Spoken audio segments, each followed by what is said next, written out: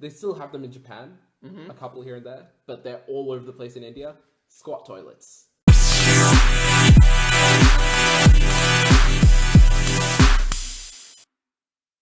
G'day everyone, welcome back to the official NBA Beancast. Today we are running through our special edition, first midweek Beancast in the history. Well, I guess we sort of the did the one earlier. We sort of did one earlier. Oh, that was an emergency. That was a bit different.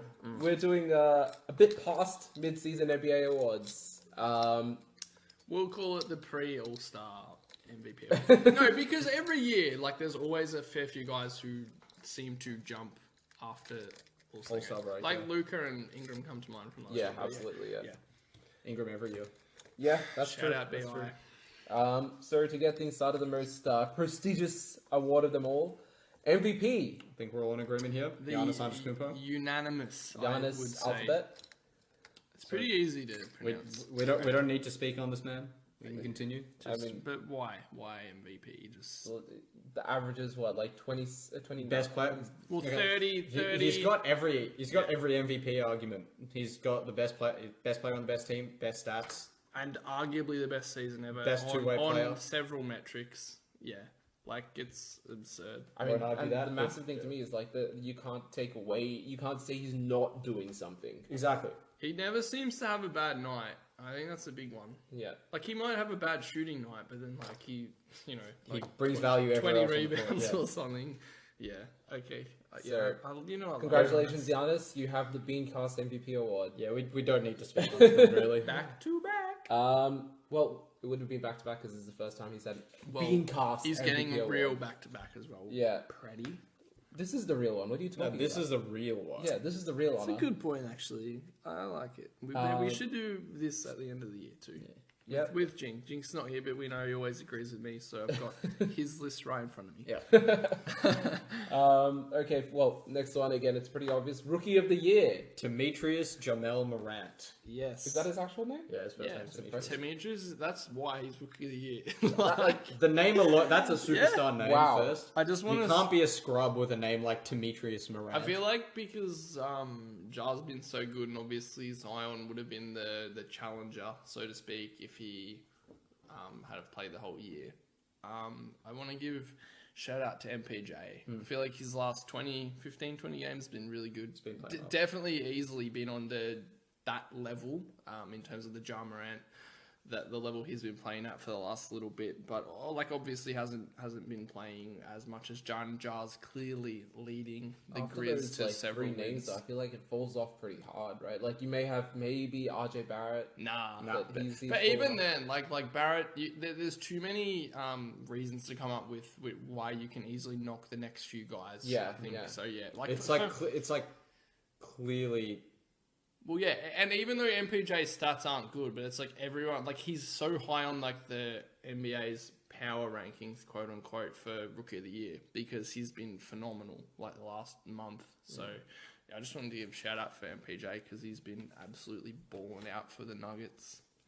So congratulations, Ja Morant. You have the first official Mid-season, Rookie of the Year award. Mid-season. This isn't official yet. This isn't official yet, Brady. Okay, so you have the mid-season Rookie of the Year You're award leading the Rookie of the Year for us. Okay, all right, we'll put it that way. Yeah. Next is the leaders for the Defensive Player of the Year award. Yeah, this one could be close, I think. There's a few guys we could give it to. I personally think Rudy Gobert has been the best defensive player of the year. I agree. For me, it's been Gobert, but also very, very closely Ben Simmons. Simmons has played incredibly well, but I think the issue... My reason for Simmons being there is just versatility. Yeah, sure. Gobert's obviously hands down the best rim protector in the NBA, yeah. But Simmons, specifically at the end of games, I don't think there's been... obviously he's got Matisse Thybulle helping him out. Shout out Matisse Thybulle. If he was playing more than 30 minutes a game, he'd be deep boy. But Simmons at the end of the game has been unbelievable. So yeah, Simmons is a guy. I have Gobert first, but I just wanted to Simmons should be in the conversation. You can switch on to pretty much anyone, and you'd be comfortable that he wouldn't get toasted. Yeah. But I think with Gobert, not just getting toasted, just defending at a high level. But I think with Gobert, he's defensive anti-gravity, you could say. Basically, just Oh yeah. It's obvious that teams don't want they to attack the guy. they at the rim. bend their offense around Rudy Gobert being in the paint. If he's in the paint, no one wants to go there. Yeah, I agree. Who you got, Pratty? I've got the MVP Giannis Antetokounmpo. Wow. I mean, yeah, it's. Yeah. I think this It's is a the bit season- of the. It's easy to make a case for these three. I think four this guys, is one of yeah. those rare seasons where we do see both like one player getting both of these awards. Damn.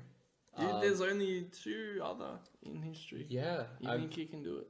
I think he I can would do it. love I mean, for him to do it. I mean, like nothing would please me more, but he it's is, so like, rare. statistically, he's just first of all he's relevant in nearly every Yeah, well, he is the defensive number stat. one defensively Defensive rated rating, player. yeah. Yeah, which Number says one. it all. He's 15th in block percentage.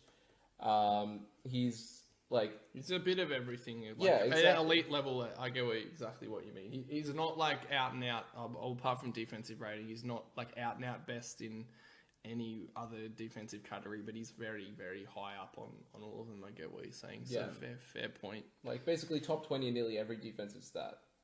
It's insanely impressive. And if you want to talk about versatility again, like it's very difficult even for a point guard to shake get him. past Giannis. Yeah. You go right past him, he's going to just stand behind you and Yeah, slap well, it yeah, away. he's still quick enough to. Yeah, you're right. The recovery is impressive, and Yeah. he can like. It's not like he has to do that. He can still stay in front of most guys. Incredible help defender too. Yeah, and even That's- on the inside, yeah, I he's agree. like he's obviously developed his body to be able to move better, but he's not getting bullied by anyone down low. Oh no, hell, he's too strong now. Yeah. A really good point. I've personally defensive player of the years for me at the moment. I think just about one of the hardest to differentiate. In There's terms been of a who's lot of gonna high win. level defenders this year. Yeah.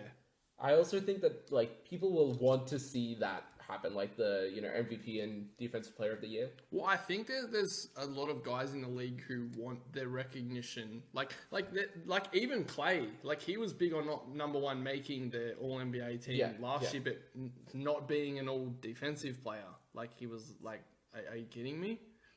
And I think it's good that you mentioned that, because I do think that these top tier guys, they do want that recognition as well, and definitely deserve it. I always say that we forget defense is literally half the game. Oh yeah. So yeah, I'm all for it, Brady. All right. Well, that one's Toss up. Yep, toss That's up right there. probably a two-way tie. Yeah. then. Yeah. all right. Well, next one is most improved player of the year. I think this is a potential unanimous. Yeah, I got Brandon Ingram. Brandon Ingram. I'm gonna say Shai Gilgeous-Alexander. All right. Fair enough. I mean, it's a good point. My reason for Ingram is so what I think SGA has done is he's gone from a level to what I would consider a very good level for NBA standard. He's gone up to around where Ingram was last year. Yeah, and what I think is that in terms of the NBA and players and such, it's in a way easier to do that than go from that level to I would say Ingram is now in that elite tier, so to speak. Like, no, I'm not talking the top 5-10 guys, but that next category below. And I think it's harder to get to that level, and I think that's what Ingram's done. And his numbers support that. He's literally improved in every single statistical category. His efficiency is through the roof. Shout out New Orleans Pelican shooting coach. They all seem to be shooting. I mean, they've got JJ Redick there as well. So Yeah, that helps. well, Not That's just that, they've got a guy, I can't remember his name, but he's renowned for helping NBA players improve their shooting. I'll see if I can. Yeah, pull it this up. is what I'm saying. Like, shout out that guy. He's- Yeah. But yeah, I think Ingram he's on another level, and I think that's an underrated aspect of most improved. It's hard to sort of, I don't know, decide on what defines most improved, because as we said even before this, like it should be Luka. Penberthy, that's his name. All right, shout out. Say that Penberthy. again, Penberthy. Penberthy. Shout out that guy. But yeah, as we were saying even before this, like it should arguably Luka Doncic by Yeah, and Flemington straight. that's a major issue for me, is that like so many second year players who make the Get the snub, yeah. massively get snubbed because it's expected that second-year players. Well, take De'Aaron it. Fox last year alone had the just about arguably the highest jump ever. I mean, that's the thing. Like there's a lot of players who haven't made that expected leap. And I agree with you. This is why Luka should arguably be as well, because he also fits my perspective of it, where he's gone from being he was very good last year. He's gone from Ingram level to MVP caliber level, which I think is an underrated thing in terms of this improving aspect. If you're an NBA player and you're doing it every day, to me it just seems like if you're doing it every day, you should improve, especially while you're young. And that's why I think going from I'd say an average player SGA last year to a good player, borderline very good player, is not expected, but it's almost easier to achieve than it is to go from this you're already a good player, but now to an elite / MVP caliber talent. Agreed, 100%. One other player I would like to give a shout out to is last year's winner, Pascal Siakam. Yes, and that's another one where he's also gone from very good to elite level. Oh, he's done the same, pretty much the same as Brandon Ingram. Yeah, I agree. Going on your point that the sophomores don't get enough recognition, you're spot on, Praddy. We don't know why that is. They definitely should get that recognition. There's no reason for them not to. I think the reason Trae Young.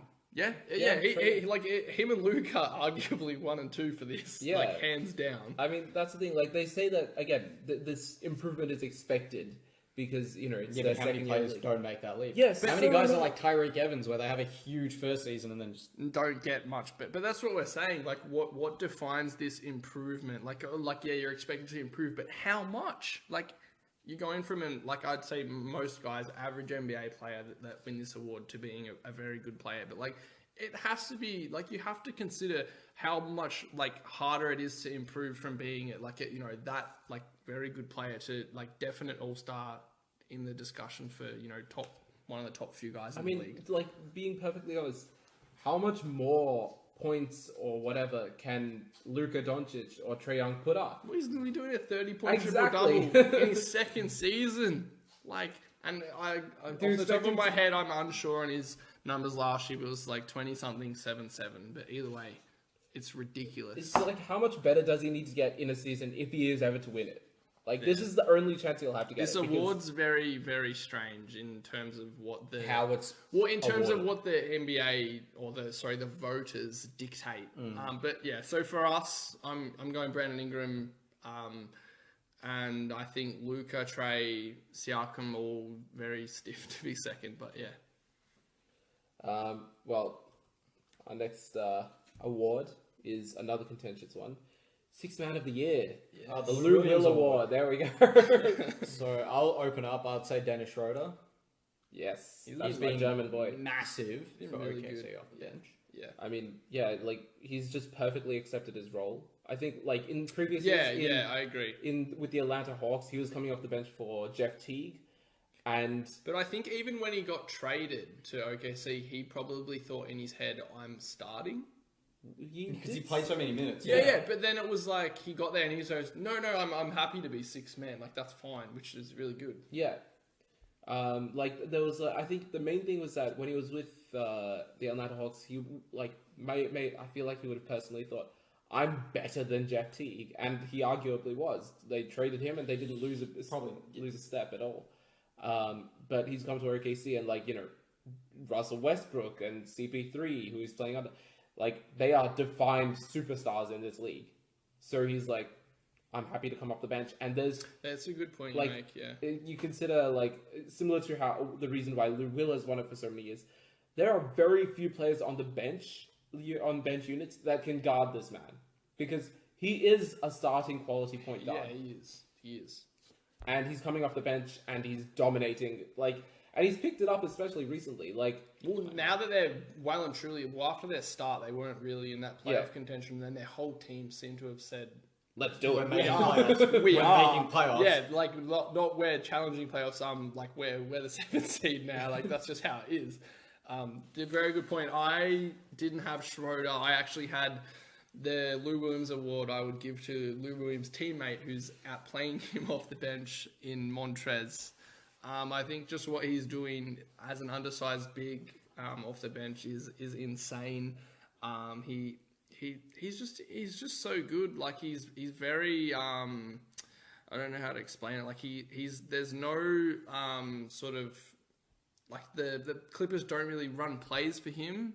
He's a big situational player. Like it's like there's an offensive rebound there to get. I'm going to get it and I'm putting it back in. There's nothing you can do about it. Montrez is what I like to call a no-cost offensive player. He doesn't cost you any possessions on offense. Yeah, but he gives you free possessions. Exactly. Yeah. You don't have. It's like Rudy Gobert. You don't have to run any sort of plays for him. But if there is a bucket to be got that's available, he's getting it. For Montrez you. is getting it. Yeah. And and I've got him because And yeah, that's perfect for a bench role. He's doing his role perfectly for the Clippers. Defensively.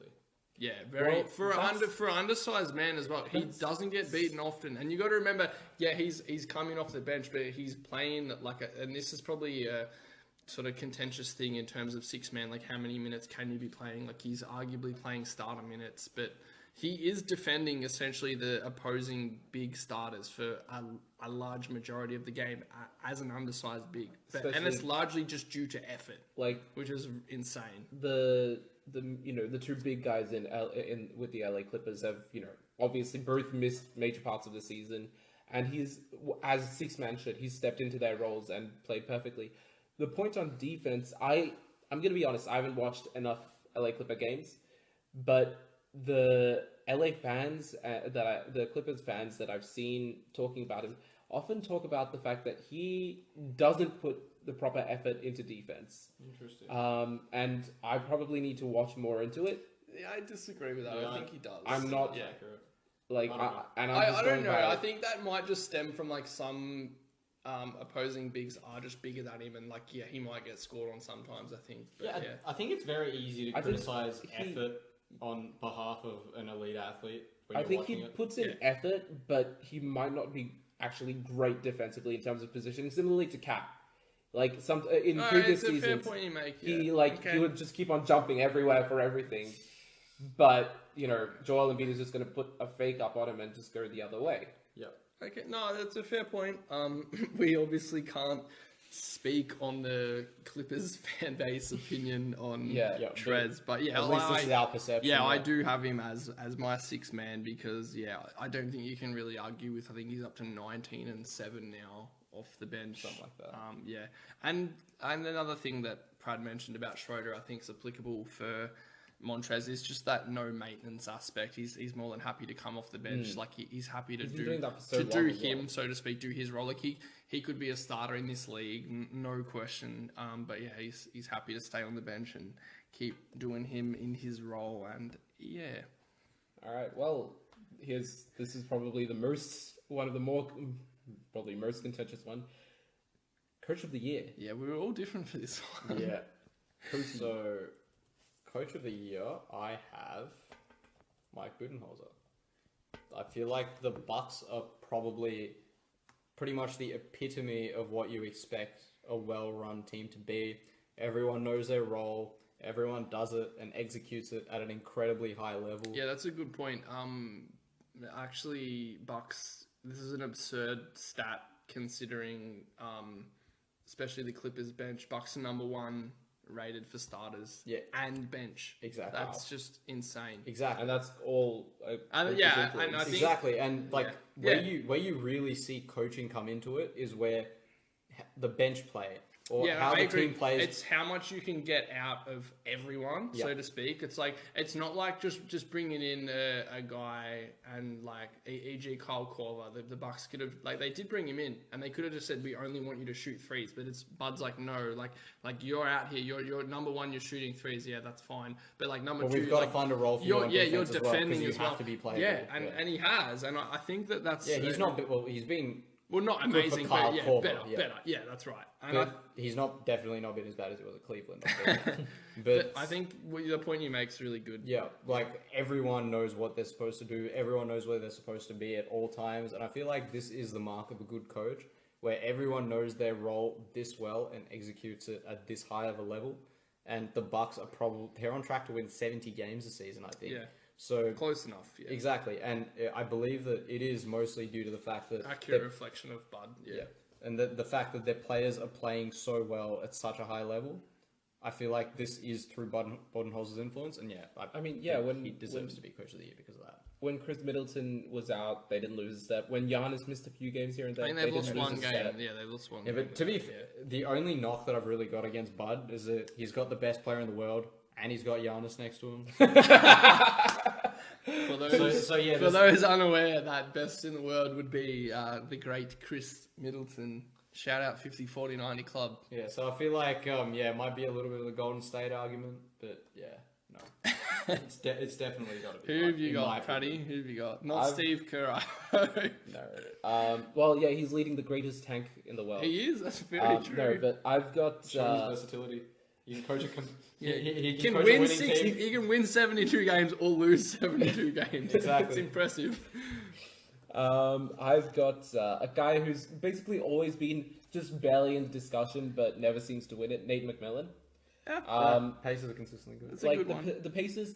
I think this was one of a few seasons where, with Oladipo out, they were kind of expected to fall off. Yeah, it's a good point. And there was also the major issue of how they were going to work Miles Turner and Domantas Sabonis together.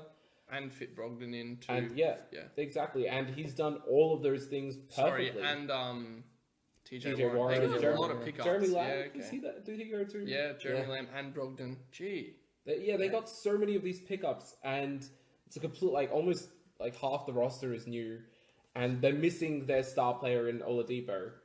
And despite all of that, they're exactly where they were last season. And Oladipo has just come back. He's probably going to start off, as we saw. Yeah, not we too great, discussed it. Yeah, he'll take a little while to but get going. He's the team can only get better from here. Exactly. And I mean, this is probably them at their this is their floor. Arguably the best they could have done with what they had, which is an underrated aspect. I know that the award typically doesn't go to to coaches that have lower seeded teams, but just the consistency at some point needs to be awarded because they are it's nothing.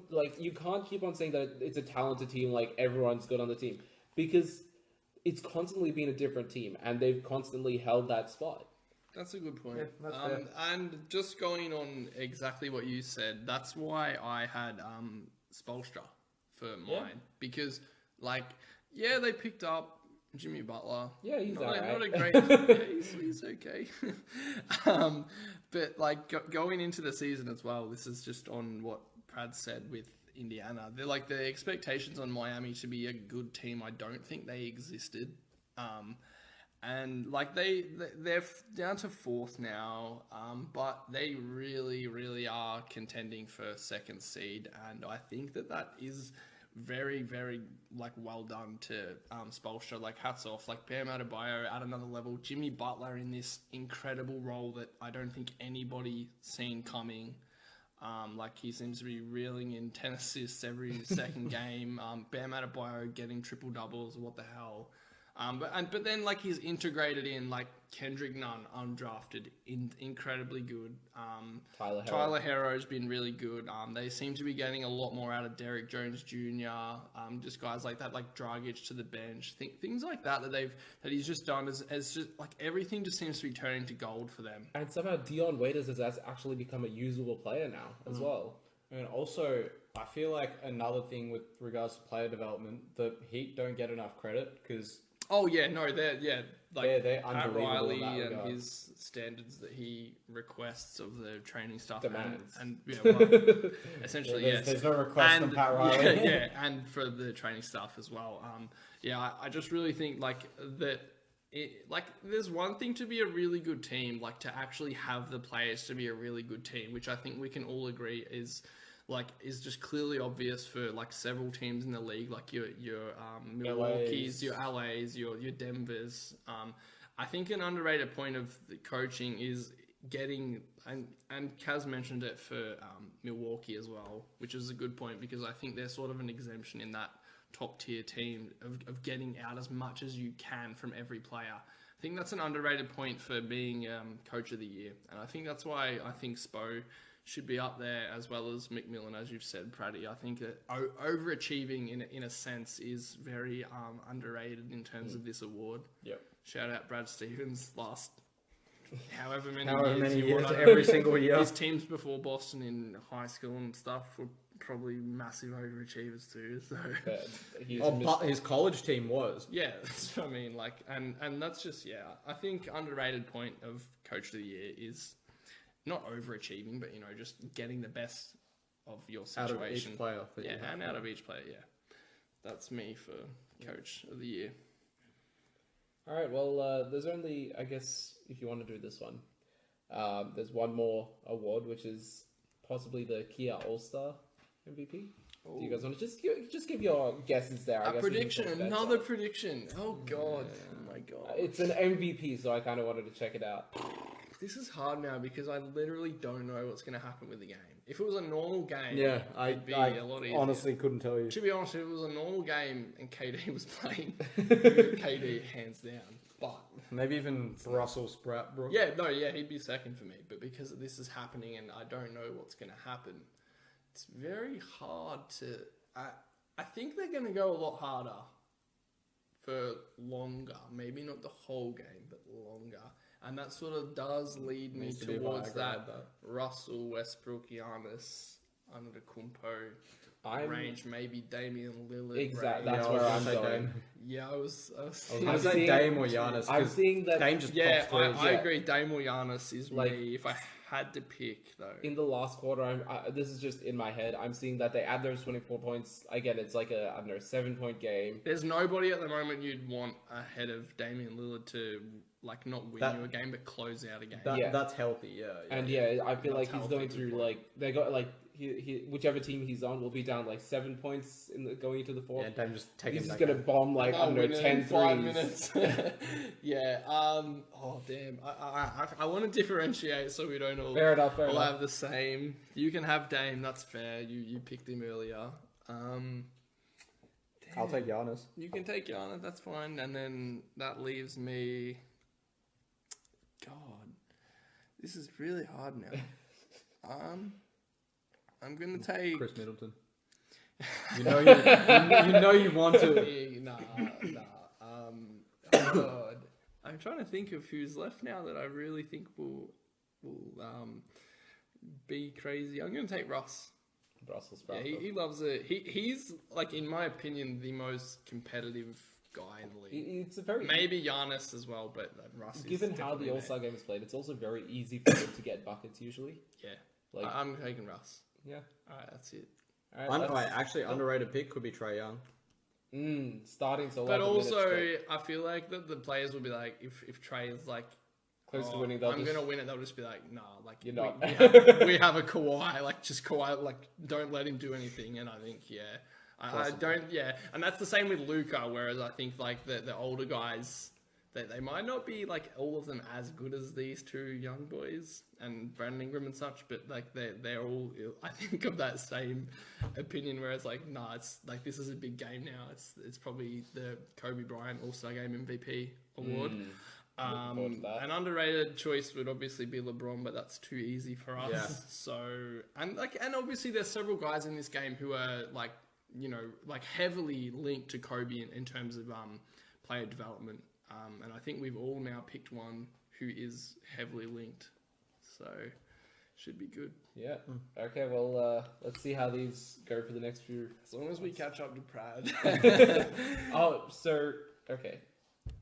Well, that's our predictions, sir. Looking forward to seeing how these go. I think we'll be good. I think we'll Yeah. be close. I hope anyway. All right, and Be rioting if Giannis doesn't win MVP anyway. So have a good week, guys. We'll see you in the next one. Take care. Have a good one. that's it from me. Hope you're all around to listen to the next Beancast. And we'll have Jinx back. So. He's back.